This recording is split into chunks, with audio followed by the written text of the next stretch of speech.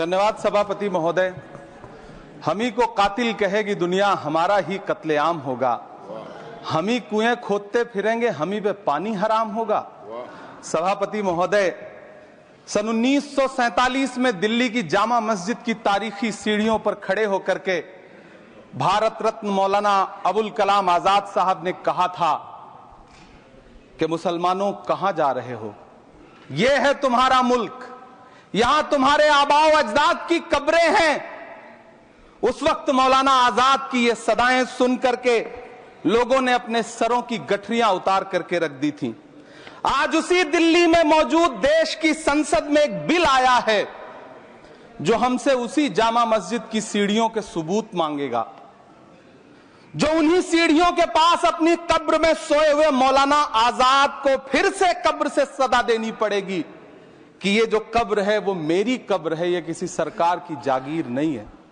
सभापति महोदय, मैं जहां खड़ा हूं इसी संसद भवन के सामने सड़क के उस पार अपनी कब्र में सोए हुए भारत के पूर्व राष्ट्रपति फखरुद्दीन अली अहमद की कब्र है। शायद अब उस कब्र से भी सदाएं आए कि ये कब्र मेरी कब्र है, ये सरकार की जागीर नहीं है। सभापति महोदय, मैं वक्फ कानूनों में किए जा रहे संविधान विरोधी बदलावों के खिलाफ बोलने के लिए खड़ा हुआ हूं। संविधान का आर्टिकल 14 हो, 29 हो, 30 हो, चीख चीख कर कहता है कि देश में सब बराबर के हकदार हैं। आर्टिकल 26 कहता है कि सबको अपने अपने मजहबी कामों के लिए मंदिर, मस्जिद, गिरजाघर, गुरुद्वारों का निर्माण करने का हक है और उसका रखरखाव का भी हक है। लेकिन डॉक्टर बाबा साहब अंबेडकर के संविधान को हर दिन कुचलने वाली ये सरकार देश के मुसलमानों से नफरत में इतनी अंधी हो गई है कि खुलेआम देश की संसद में देश सरकार के माइनॉरिटी मिनिस्टर साहब और होम मिनिस्टर साहब झूठ बोलते हैं और देश को गुमराह करते हैं। झूठ शब्द असत्य बोलते हैं। सरकार ने इस बिल का नाम उम्मीद रखा है। मंत्री जी कल से इसे देश के मुसलमानों के लिए नई उम्मीद बता रहे हैं। नहीं मंत्री जी, न तो ये बिल मुसलमानों के लिए नई उम्मीद है और न ही उम्मीद की नई किरण। सभापति महोदय, भाजपा ने पूरे देश में वक्फ के नाम पर कई सारे झूठ फैलाए हैं। आइए आज उनकी सच्चाई पर बात करते हैं। वक्फ ट्रिब्यूनल को ऐसे बताया जाता है जैसे वक्फ ट्रिब्यूनल कोई मजहबी खाप पंचायत हो। सभापति महोदय, जबकि सच्चाई यह है कि वक्फ ट्रिब्यूनल भी तो सरकारी न्यायिक विभाग है जिसमें सरकार द्वारा नियुक्त जज होते हैं, जिसमें प्रशासनिक अधिकारी होते हैं, कहीं ऊपर से थोड़ी आ गए। सभापति महोदय, देश के गृह मंत्री जी ने इसी सदन में कहा कि वक्फ ट्रिब्यूनल के फैसले के खिलाफ कोई कोर्ट नहीं जा सकता, जबकि सच यह है कि वक्फ एक्ट 1995 की धारा 83(9) के तहत हाई कोर्ट वक्फ ट्रिब्यूनल के फैसले की न सिर्फ समीक्षा कर सकता है बल्कि उसे बदल भी सकता है। सच तो यह है कि वक्फ बोर्ड खुद अपनी जमीनों के लिए कई सारी कोर्ट में मुकदमे लड़ रहा है। सभापति महोदय, दिल्ली की जिन 123 संपत्तियों को लेकर कल माइनॉरिटी मिनिस्टर, होम मिनिस्टर साहब और अभी आदरणीय नेता सदन बात कर रहे थे, आइए उनकी सच्चाइयों पे भी बात करते हैं। 1911 में जब अंग्रेजी हुकूमत ने कोलकाता के बजाय दिल्ली को राजधानी बनाने का फैसला किया तो रायसीना हिल्स के चारों तरफ जो मुसलमानों की ढेर सारी जमीनें थी उनको एक्वायर किया गया और लुटियन को इसकी तामीर की जिम्मेदारी सौंपी गई। सेंट्रल विस्टा की तरह लुटियन जोन का मेगा प्लान तैयार हुआ, लेकिन उस वक्त के मुसलमानों ने उस वक्त की अंग्रेजी हुकूमत से अपनी इबादत गाहों को बचाने के लिए लड़ाई लड़ी। मामला ब्रिटिश गवर्नमेंट तक पहुंचा। तब यह तय हुआ कि वो जो धार्मिक स्थल हैं उन्हें जस का तस रहने दिया जाएगा। इंडिया गेट के बगल वाली मस्जिद हो, जाप्तागंज, सुनहरी बाग मस्जिद हो, पार्लियामेंट रोड वाली मस्जिद हो, ऐसी 123 संपत्तियों के मैनेजमेंट के लिए 1913 में मुसलमान वक्फ वैलिडेशन एक्ट बना और उसके बाद एक नया शहर बसाया गया जिसे लुटियंस जोन का नाम दिया गया।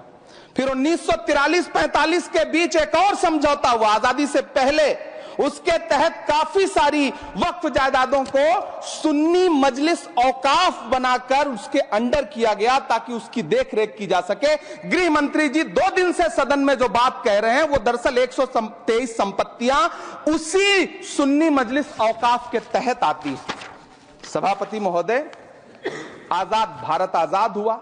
आजादी के बाद भारत में 1954 में वक्फ एक्ट लागू हुआ, जिसकी धारा 9 के तहत 1964 में केंद्रीय वक्फ काउंसिल का गठन हुआ। दिल्ली की वही 123 प्रॉपर्टीज को 1970 में सर्वे गजट करके गजट नोटिफाई किया गया। इसके निपटारे के लिए पूर्व प्रधानमंत्री इंदिरा जी के द्वारा 1974 में एक बर्नी कमेटी बनाई गई। बर्नी कमेटी ने 1976 में इन 123 संपत्तियों को दिल्ली वक्फ बोर्ड की संपत्ति होने की रिपोर्ट सौंपी। उस रिपोर्ट के आधार पर 1984 में कांग्रेस सरकार ने उन 123 प्रॉपर्टीज को दिल्ली वक्फ बोर्ड को सौंपने का फैसला किया, जिसके खिलाफ विश्व हिंदू परिषद कोर्ट गई। मामला 2011 तक पेंडिंग रहा। फिर 2011 में कोर्ट ने सरकार को आदेशित किया कि इसका निपटारा करो। तब 2013 में तत्कालीन यूपीए सरकार ने दिल्ली की उन्हीं 123 जायदादों को बर्नी कमेटी की सिफारिशों के मुताबिक वक्फ बोर्ड के हवाले किया। यही वो प्रॉपर्टीज हैं जिनके नाम से गृह मंत्री जी कल से कांग्रेस को कोस रहे हैं। फिर आई 2014 में भाजपा की सरकार, जो तब से इन जमीनों को हड़पने की साजिश कर रही है। जिस बिल को मुसलमानों के हुकूक की हिफाजत करने वाला बिल बताया जा रहा है, उसी को पेश करने के लिए और उस पर बात करने के लिए लोकसभा में भाजपा सरकार के पास एक भी मुस्लिम सांसद नहीं है। जिस वक्त, मैं लोकसभा कह रहा हूं, सुना करिए, जिस वक्फ बिल को मुस्लिम महिलाओं को हक दिलाने वाला बताया जा रहा है, उसे संसद में पेश करने वाली पार्टी के पास न तो राज्यसभा में, न लोकसभा में, न देश की किसी विधानसभा में एक भी मुस्लिम महिला सदस्य नहीं। कल किरण रिजिजू जी कह रहे थे कि रेलवे की जमीनें देश की जमीनें हैं, डिफेंस की जमीनें देश की जमीनें हैं। हां मंत्री जी, हैं, बिल्कुल हैं। ये जो वक्फ की जमीनें हैं, ये हमारे पुरखों ने धार्मिक कामों के लिए डोनेट किया है। तो हम भी तो इसी देश के नागरिक हैं, हम भी तो इसी देश के बेटे हैं, तो वक्फ की जमीनें भी तो इसी देश की जमीनें हैं। उनको पराया क्यों बोलते हैं आप? सभापति महोदय, अशफाकुल्लाह खान जब फैजाबाद की जेल में फांसी के फंदे पर झूल रहे थे, तो इसी देश की जमीन के लिए झूल रहे थे ना। सभापति महोदय, अंडमान की जेल में काला पानी की सजा काटकर अपनी जान देने वाले मौलाना फजले हक खैराबादी हो या शेर खान अफरीदी हो, वो भी तो इसी जमीन के लिए अपनी जान दे रहे थे ना।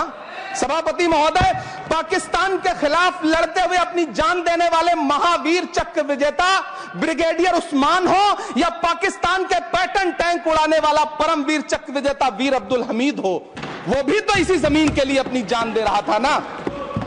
और मंत्री जी, मैं इस सदन में अलल ऐलान ये कहता हूं कि जब भी इस देश की जमीन को लहू की जरूरत होगी, आपसे 2 कदम आगे इमरान खड़ा मिलेगा। ये मैं आपसे यकीन दिलाते हुए कह रहा हूं। सभापति महोदय, मैं सरकार से कहना चाहता हूं, हमसे हमारी इबादत गाहें तो मत छीनिए ना, हमारे घरों पे बुलडोजर तो मत चलाइए ना, हमारी कब्रों में तो हमें सुकून से सोने दीजिए ना। सभापति महोदय, माइनॉरिटी मिनिस्ट्री का बजट कट करके, मुस्लिम बच्चों की स्कॉलरशिप बंद करके अब सरकार कह रही है कि हम वक्फ की आमदनी से गरीब मुसलमानों का भला करेंगे। गुजरात की बेटी बिल्किस के बलात्कारियों की रिहाई के बाद उन्हें माला पहनाने वाली लोगों के नेता ये कह रहे हैं कि यह बिल मुस्लिम महिलाओं को उनका हक दिलाएगा। धन्यवाद मोदी जी, क्या बढ़िया सौगातें मोदी दे रहे हैं आप। पहले हमें गुजराते मोदी दिया, आप सौगाते मोदी दे रहे हैं। लेकिन यह सरकार इतना याद रखे कि इसी ठसक के साथ देश की संसद में सीए का कानून भी लाया गया था और कहा गया था बड़े बड़े भाषण देकर के कि पड़ोसी देशों से हिंदू भाइयों को ला करके यहां नागरिकता दी जाएगी। लेकिन मैं आपके संज्ञान में लाता हूं सर कि पिछले इतने दिनों में इनसे नागरिकता लेने के लिए 2000 व्यक्ति भी नहीं आए, जबकि इसके उलट इन्हीं की सरकार में पिछले 10 साल में 15 लाख से ज्यादा भारतीयों ने भारत की नागरिकता छोड़ करके दूसरे देश में जाकर के बस गए। यह हुआ उस कानून का अंजाम। सभापति महोदय, इसी तरह की जिद के साथ किसानों के खिलाफ भी कानून लाए गए थे। जिस तरह आज वक्फ के फायदे गिनाए जा रहे हैं, उसी तरह से किसानों को भी कृषि कानूनों के फायदे गिनाए गए थे। लेकिन अंजाम क्या हुआ? 700 किसानों की शहादत लेने के बाद सरकार को अन्नदाता किसानों के सामने घुटने टेकने पड़े और कृषि कानून वापस लेने पड़े। जिल्ले इलाही, जमहूरियत जो है वो नफरत और ठसक से नहीं चलती है, अकड़ से नहीं चलती है। उसमें सबकी हिस्सेदारी जरूरी है। कल देश के माइनॉरिटी मिनिस्टर ने लोकसभा में खड़े होकर एक शेर सुनाया था कि मुझसे कोई बदगुमान न हो, तो मैं उन्हें एक शेर सुनाना चाहता हूं कि मैं आज जद पे हूं तो इतना खुशगुमान न हो, मैं आज जद पे हूं तो इतना खुशगुमान न हो, चराग सबके बुझेंगे हवा किसी की नहीं। नीतीश कुमार जी हो, चंद्रबाबू नायडू जी हो, चिराग पासवान जी हो, जयंत चौधरी जी हो, देवे गौड़ा जी हो, जीतन राम मांझी जी हो, सबको समझना पड़ेगा कि जब जंगल में आग लगती है तो न वो बरगद बचते हैं जो हवा को आंधी में तब्दील करते हैं, न वो बांस बचते हैं जो आपसी रगड़ से चिंगारी पैदा करते हैं। सभापति महोदय, जब देश को मनमोहन सिंह साहब जैसा काबिल प्रधानमंत्री मिलता है तो देश को आरटीआई जैसा एक्ट मिलता है, सेज जैसा एक्ट मिलता है, मनरेगा जैसा एक्ट मिलता है, लिबरलाइजेशन मिलता है, राइट टू एजुकेशन मिलता है, नेशनल फूड सिक्योरिटी एक्ट मिलता है। लेकिन जब देश को सौगातें मोदी मिलती है तो क्या मिलता है? सीए मिलता है, फॉर्म्स लॉ मिलता है, आर्टिकल 370 मिलता है, इलेक्टोरल बॉन्ड जैसा एक्ट मिलता है और वक्फ अमेंडमेंट एक्ट जैसे बिल देश को मिलते हैं। मुझे तो अपने हमवतन भाइयों से पूछना है कि आपको अपने बच्चों की तरक्की, खुशहाली और नौकरी की दरकार है या फिर मुसलमानों की दान की गई जमीनों को लूटकर धन्ना सेठों को देने की साजिश करने वाले कानून की? सभापति महोदय, यह सरकार रात के 3 बजे तक पूरे देश को जगा करके संसद में अपने ही नागरिकों को नीचा दिखाने के लिए वक्फ बिल ला रही थी, तो उधर रात के 1:30 बजे अमेरिका हम पर 26% टैरिफ लगा रहा था। सरकार की प्राथमिकताएं देश को पता। सभापति महोदय, मैं बहुत भावुक हूं आज, और मुझे अच्छा लगा कि आदरणीय नेता सदन जगत प्रकाश नड्डा जी ने बहुत अच्छी बातें भी की, मन से बातें की। क्योंकि उनके नाम में प्रकाश जुड़ा है तो मैं उनमें हमेशा एक रोशनी की किरण देखता हूं। मैं उनके सामने बहुत अदब से यह बात कहना चाहता हूं कि चरागों के सफर में दबदबा हो आंधियों का तो फिर अंजाम जुल्मत के सिवा कुछ भी नहीं होगा। यह दुनिया नफरतों के आखिरी स्टेज पर है, इलाज इसका मोहब्बत के सिवा कुछ भी नहीं होगा।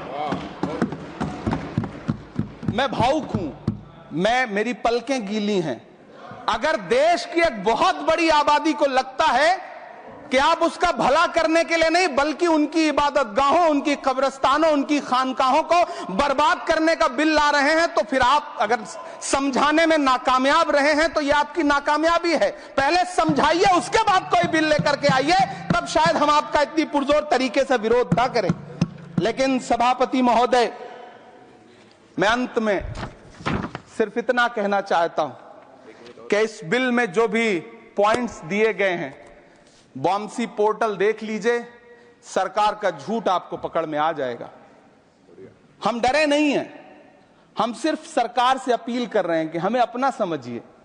हम आपके अपने हैं, इस देश के नागरिक हैं और आप ताकत में हैं। संख्या बल के आधार पर बिल हो सकता है आप पास करा ले, लेकिन आपको यह बात समझनी पड़ेगी कि हम तो वो तारीख हैं, जहनों में रहना है जिसे कागजी पुर्जे नहीं जो फाड़ डाले जाएंगे। जिस जमीन पर मैं खड़ा हूं यह मेरी पहचान है। आप आंधी हैं तो क्या मुझको उड़ा ले जाएंगे? आपको यह बात समझनी पड़ेगी।